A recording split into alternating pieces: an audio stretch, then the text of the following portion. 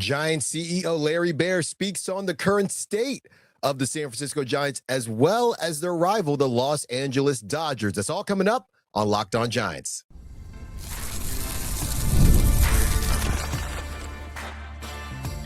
You are Locked On Giants, your daily San Francisco Giants podcast. Part of the Locked On Podcast Network, your team every day.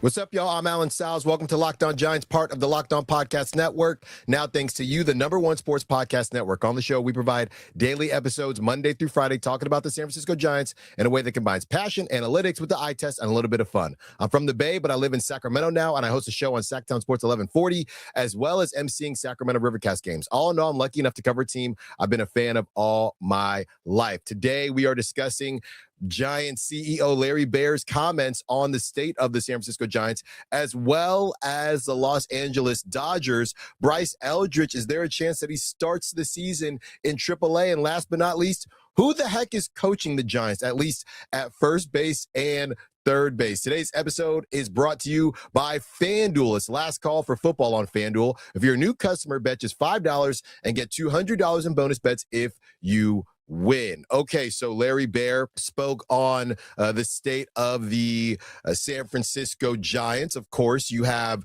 the Super Bowl going on in San Francisco, Santa Clara. So Radio Row is rocking and rolling. And Larry Baer sat down with Dan Patrick and had some interesting things to say, not just about his own team, but about the Dodgers and the current state of baseball and where all of this is headed in Major League Baseball, with, of course, that lockout just staring all of us in the face from around the corner. So this is what he had to say.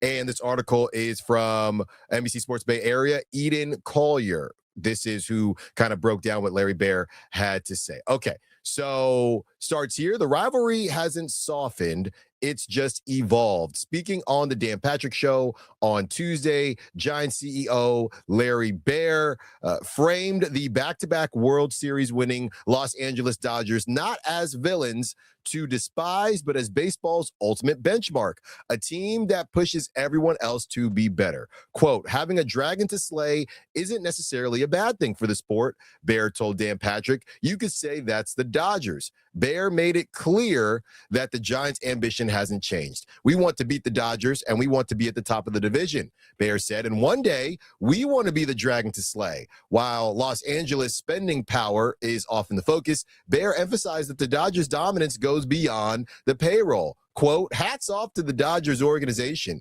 Baer said. They've done it with obviously high-priced players, but they've also done it with the farm system and development. Baer also pointed to baseball's inherent unpredictability, using the Giants' own recent history as proof. When we won 3 championships in 2010, 2012, and 2014, we weren't predicted to win any of those, Baer added, and we didn't have a top 5 payroll any of those years. I want to stop right here. And this is I'm not trying to get on Eden, who wrote this piece, and it's great stuff. But can we move on from recent? Can we move on from the word recent? 2010, 2012, 2014. The closest of those championships was over a decade ago. And I get it, relatively speaking, that's recent to the teams that have never won a World Series or the teams that haven't won a World Series since the 80s or whatever it is. But I do feel like that's been a crutch with the Giants. Hey, well, we just won a couple years ago. No, that wasn't a couple years ago. 2010, all of us were in completely different places in our lives. 2012, 2014. Okay, the lighting's a little bit different. All these grays I got in my beard, I didn't have any of those in 2010, 2012, 2014. I was not a father at that time. I wasn't thinking of being a father at that time. That's a long time ago. That is a long time ago when you think about it. Now, it's relative, and like I said, there's some teams out there that would love to say that they got 3 championships in that time span, and it was only 10 years ago. Don't get me wrong, but I feel like the Giants and some of the media use that as an excuse as to why they can skate through the seasons recently, and they don't got to spend a lot of money, and they don't have to do a lot of these things because they just won a couple weeks ago, right? That's not the situation. This is a long time ago. And You look at what has transpired in life, in your own life, within the Giants. Buster was playing. Now Buster has since retired and is president of baseball operations. So a lot has changed. And I do feel like the Giants, they use it as a crutch. We've joked before how you walk into Oracle Park, they got the 3 World Series trophies. And of course they have them up. Why wouldn't they? But it's always this reminder. It's like a time capsule when you walk in there. You feel like you're in the 2010s, and we're not in the 2010s anymore. That was at early as 10 years ago. 10 years ago. But let me continue. So he was asked about the emotional side of the Dodgers-Giants rivalry. Baer pushed back on the idea of hatred, preferring to frame Giants-Dodgers as something deeper and older. Quote, "I don't really like the word hate," Baer stated. "It's a rivalry. It gets your blood boiling in a good way." He recalled growing up watching clashes between legends like Willie Mays, Willie McCovey, Sandy Koufax, calling it one of the great rivalries of sports that still carries meaning today. Baer also shared a lesser-known moment of cooperation between the franchises when the Giants nearly relocated to Florida in 1992. He acknowledged that the Dodgers owner, Peter O'Malley, was one of the strongest advocates for keeping the team in San Francisco. On the field, we're trying to beat each other's brains in, Baer joked. Off the field, we're actually colleagues and partners trying to grow the sport and having opened up the sport in California. First 2 teams west of the Mississippi, the Giants and Dodgers are a great rivalry. That mindset has filtered down to the clubhouse. This was on the Giants flagship. Harrison Bader explained how the Dodgers set the standard not just for rivalry games, but for how the Giants prepare every night. Quote, "The goal is to treat every opponent like the Dodgers," Bader added. "Every team is the Dodgers. If you can't get up for a non-Dodger team compared to the Dodgers, I think you're missing in preparation. You should prepare the same way to chase the absolute best. For now, the Dodgers set the bar and the Giants are chasing it." So a lot of words there from Larry Baer, and at the end you get something from Harrison Bader. Thank you again to Eden Collier. That's a great piece to break all of that down. And I know some fans probably aren't going to like how nice Larry Baer is being to the Dodgers, but again, he's the CEO. He's not on the field, right? He doesn't have that feeling of getting a ball thrown at you or throwing at someone or somebody bat flipping your home run or the other side of that as well. He doesn't have that feeling. So that rivalry, just for him and people that are up top in the suites, it's not going to hit the same. Buster's a little bit different because he played, right? And he's been in these battles before. So, yeah, I didn't really have a huge problem with anything Larry Baer said. I mean, what else is he supposed to say? The Dodgers, they are a money printing machine, but they also do get a lot of people to watch the game of baseball. Ohtani is a lot of that, of course, but even prior to that, I think hate watching is important, right? Whether it was Alabama back in the Saban era, whether it was Tom Brady and Bill Belichick with the Patriots, hate watching is good.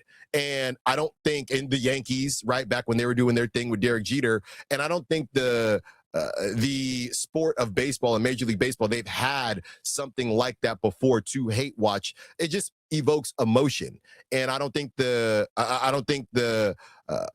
league has had that in a while, even going back to LeBron with the Heat, right? Everybody was hate watching them. The Warriors, when they got KD, hate watching them. Those numbers were crazy all those years because people were trying to watch them lose. And I think we saw some of that. Obviously, Toronto, the Blue Jays representing Canada as a whole. So that's going to broaden things as well. But you do have people like myself, probably like you, watching, hoping that the Dodgers lose. And if you don't have somebody like that, well, the other side of it is nobody's watching at all. I don't know that the Astros fully got there. They had some stars and they had the trash banging and things like that, but it wasn't anything like the Dodgers, maybe because of the scandal. I'm not sure. But that hate watching, I don't feel like it hit the same. So baseball, Major League Baseball hasn't had something like this in a while. So I can understand why somebody like Larry Baer, who is about the league and is about making money for the league and more money coming to his team, I can see why a lot of these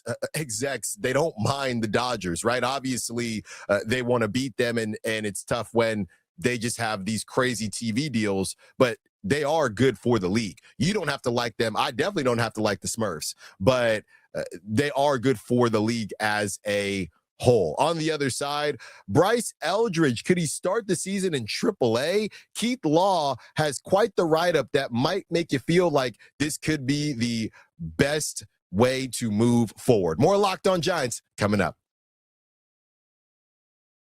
It's the last call on the football field for FanDuel. One final Sunday, one last kickoff, one last chance to get in on the action before the NFL season officially comes to a close. This is Super Bowl 60, and FanDuel is making sure you're right in the middle of it with a special offer just in time for the biggest game of the year. Whether you're backing the favorite, riding with the underdog, or building one last same-game parlay, this is the game everyone's been waiting for. This is where predictions turn into parlays, stats turn into plays, storylines turn into plays as well, and every snap feels bigger. It's a perfect way to cap off the season and make the Super Bowl even more exciting from kickoff to the final whistle. If you're a new customer, bet just $5 and get $200 in bonus bets if you win. Make it count, because after the Super Bowl, the season is over. Last call for football on FanDuel, an official sportsbook partner of Super Bowl 60.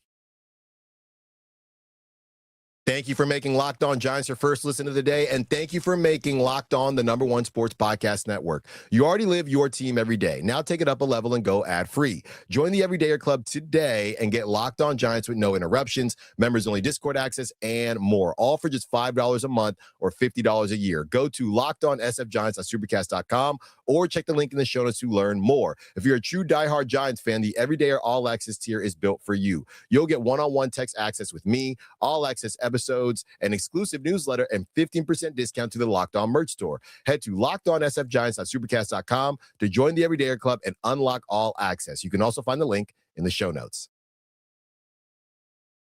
Next segment with you, and we came to this, I guess, conclusion or idea or theory about Bryce Eldridge starting the season in AAA based on another prospect list. This one is from Keith Law, and Keith Law was breaking down the top 20, top 30 prospects for each team. So he leads off the conversation with Bryce Eldridge, but the way he talks about it, it's more surprising than I think I expected, and I feel like you will expect as well. So this is from, like I said, Keith Law of The Athletic, and this is where he starts with the Giants system. We can talk about the other guys as well. I know we've kind of been over them a good bit, but he says the Giants system is a little above the median, but could be top 5 in a year easily. They've got a lot of guys kicking around A-ball who either need to be challenged with better competition or are just that young and need a year or two of further development. They've got interesting prospects right up to 20,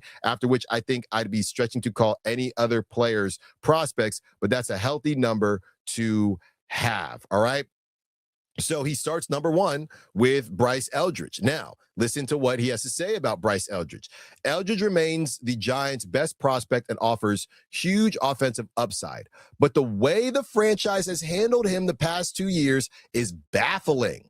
He finished his whirlwind 2024 in AAA, but the Giants wisely had him start 2025 in AA as he was still just 20 years old and had a little over a year of pro experience. It didn't last. After 34 games, San Francisco ran him back up to AAA, where he still hit for power but struck out 30.8% of the time, including a 54.1% whiff rate on breaking pitches. He's 6'7", but has a shorter swing than most hitters of that size, which should allow him to make more contact than other hitters of that size, and perhaps he would if he were playing at levels more applicable for a player of his age and inexperience. The upside here is evident. When he puts the ball in play, it's hard contact. He maxed out at 114.6 miles per hour in AAA, and his EV50 of 104.8 would have him ranked in the top 10 in the majors.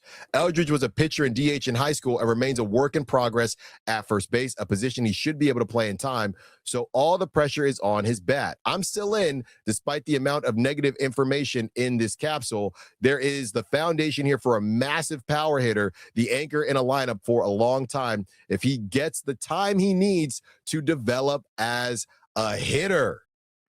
Yeah, that was quite the heater right there from Keith Law. And essentially, Keith is saying, I think that the Giants are rushing him a little bit. And, you know, a lot of people have brought up things that haven't worked out in the past for the Giants with, of course, the Marco Lucianos of the world, who has probably been picked up and DFA'd by another team in the time it is going to take me to do this show. Obviously, Joey Bart, another name. So I think there is an idea out here that the Giants need to slow their roll with Bryce Eldridge. In baseball, it is different than other sports, right? When you see NBA players at 19, 20 years old, it's just a different situation. And I've always been one that felt like the Giants needed to not wait too long with guys. So this is one of the first times I've seen it laid out that the Giants have actually done the opposite, and they've maybe rushed guys too much. Now, when it comes to Bryce Eldridge, he's already played in the majors, and obviously it was only, 10 games, something like that. So they could start him in AAA. It does make me go a little The Rock raised eyebrow here with the Casey Schmidt situation. Now that they bring on Luis Arias, now I wonder, I know Luis wants to play second base, but if Bryce Eldridge does start in AAA, which is a possibility, we'll see how spring training goes. If he starts in AAA, do you go to Luis and say, hey, Casey Smith's a better defender than you? Right. And if we're going to have both of you in the lineup, it doesn't really make sense to play you at second base. When Bryce Eldridge does get on up here, then you will move to second base because either him or Rafi Devers will be DHing, or Luis as well at first base, switching off with Rafael Devers if they do go in this direction. Now, we haven't heard a ton from the Giants on this, obviously, with Bryce Eldridge kind of sort of in trade talks. You're not going to say he might start in AAA. He's not really ready for the big leagues. You're not going to do that. So we weren't going to hear that over the offseason. As this thing gets closer and the trade window closes and the Giants are getting ready for this season, though, then we might see a change in how they are speaking about Bryce Eldridge and how they feel they may go about adding him to the roster and wanting to make sure that he's fully developed and doesn't get rushed in to anything. I think fans would definitely be let down at least a little bit, right? I mean, this was a guy that you were very excited to see blossom, and you got that little tease there, how the Giants decided to bring him up at the end, and he did have some good flashes, even though we didn't see the first major league home run, things like that. We did see what was there. I think the number one reason you're bringing him down or back down is to see if you can get that contact right. I thought it was a great note what Keith said, shorter swing for his size. So basically his whiff rate and K rate right now is worse than it should be based on the analytics of his swing. If he had a longer swing, that'd be different, but he doesn't. So see if you can get that K rate more respectable, that whiff rate more respectable, and then you go from there. And the second reason, obviously, is to allow him to continue to work at first base. I do scratch my head a little bit at this first base situation with Rafael Devers and Bryce Eldridge, and I've brought it up before. And of course, bringing in Luis Arias, who has to play second base because you already have two guys over there if Bryce does start in the bigs. I do scratch my head on all that, but we'll see how it works out. But yeah, I wouldn't be surprised if, the beginning of the season, Bryce starts down there. They got him at Fan Fest. His face is everywhere. So it seems like he's going to be a part of the big league squad, but I would be surprised if the Giants have completely closed the door on starting him in AAA just because you never know. It's one of those weird situations where, and you see this in the NBA as well, a player is balling out in the G League, right? But then every time he gets brought up to the NBA, it doesn't look the same. This is what we dealt with Luis Matos, and that's the last thing we want. So that's almost an argument to leave him in the bigs if he's getting consistent playing time. The problem with Luis was that clearly he wasn't working as a platoon player, and that's all he was going to be until he worked his way out of it in the bigs, and he wasn't able to do that. Last segment with you. So who's coaching the San Francisco Giants? We know who's managing the Giants, but who's coaching the Giants? What do I mean by that? Don't move. More Locked On Giants coming up. So this is kind of a funny, confusing situation with the Giants. And there have been other media members that have chimed in on this, and everybody is just scratching their head a little bit. So this is from our friends at Around the Foghorn. The San Francisco Giants coaching staff mystery is growing more absurd by the day. This is from Nick San Miguel. And Nick says, spring training is just a few weeks away, but the Giants have still yet to announce their coaching staff, which is just, kind of bizarre. And that's what Nick says right here. It is fairly bizarre that a formal announcement has not come out yet, but clearly they are still sorting things out behind the scenes. Right now, if you visit the Giants coaching staff page on their website, the only name is Tony Vitello as manager. We know Vitello can wear a lot of hats, but expecting him to manage and coach first and third base is asking a lot of him. In all seriousness, though, even Giants beat writers are acknowledging the strangeness of this situation. Susan Slusser of the San Francisco Chronicle shared the following about the coaching staff. And Susan says, you may be unsurprised to learn that we asked yet again about the coaching staff, and the Giants are still not quite ready to announce it. I've never been so fascinated about a pending coaching staff announcement at this point, which is just weird. It's just weird. Nick goes on to write, the Giants have still yet to announce their staff with spring training approaching. Announcing a coaching staff should have pretty much been step one after the Giants hired Vitello. While many of the names that will comprise the staff have already been reported, it seems the Giants may be trying to work out the exact titles or exact roles. We know Ron Washington is set to serve as infield coach, and he will have his work cut out for him after the Giants added Luis Ariz, who was a little rough around the edges at second base, to put it lightly. Ariz may also serve as, Washington may also serve as third base coach like he did with the Braves. So they got their pitching coach, okay, and they got their bullpen coach. They got Hunter Mentz, who came over from the Blue Jays and will be the hitting coach. Oscar Bernard will be one of the few holdovers from the previous staff as assisting hitting coach. Jay Singler will be the bench coach or serve in an associate manager capacity, which is not a surprise given his close relationship with Vitello. But we have not heard for sure who will serve as first base coach and third base coach, which is a bit odd. Obviously, they will announce all these coaches and their official titles at some point. It is just a bit absurd it is taking so long. The Giants are clearly counting on this staff to raise the level of the team. The Giants made some solid additions this offseason, but if the coaching staff cannot elevate players, then it will be another year of mediocrity for the Giants. Yeah, I mean, it's kind of weird. It is a bit random. So I think the confusion is whether or not they're working out who's going to do what on the staff, or if they're still bringing in more coaches into the staff. I think that's the biggest conversation here, conundrum here, and that's what Nick and Susan and others are trying to figure out. A very bizarre Giants thing, and like I've talked about, when we're looking to see a Jeff Passan post that says they've signed someone. By the way, Framber Valdez looks like the Orioles. I think I saw something about the Pirates, but not hearing anything about the Giants. So you might be excited about that. You might be upset about that. But yeah, the Giants conversation with the Framber Valdez free agency, it's pretty cold. It's definitely cooled off, which, hey, you never know, might mean that they're working underneath here. But yeah, as far as the coaching staff is concerned, yeah, it's kind of funny. Right. I don't know that I'm very worried about it, especially because they have brought in some really solid names, not to mention you got Bruce Bochy back in the fold, and you got, of course, Dusty Baker in the fold. So I'm not too worried about it. It's just a very Giants thing for this to just hang around in a bizarre way.